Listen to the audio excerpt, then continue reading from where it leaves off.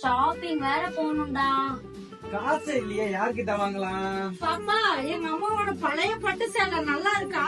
பழைய பட்டு பட்டு புடவைன்னு உடனே ஒரு ஐடியா வந்துச்சுங்க. எங்க அம்மா கிட்டுன்னு சுத்தி எங்க அம்மா இருக்க பட்டு புடவை எல்லாம் வாங்கிட்டு கோயம்புத்தூர் ஓப்ஸ் காலேஜ் பஸ் ஸ்டாப்ல பாரதி ராஜா புத்தக மையம் காம்ப்ளெக்ஸ்ல லொகேட் ஆயிருக்க நியூ ஆண்டாள் பட்டு சென்டருக்கு தாங்க ஒரு விசிட்டா போட்டிருந்தோம். அண்ணா, இதெல்லாம் எவ்வளவுக்கு போகுது? சொல்றேன் மேடம். எப்படி செக் பண்ணுவீங்க? கடப்பாக்கல் சாதாரண கடப்பாக்கல் வாங்க.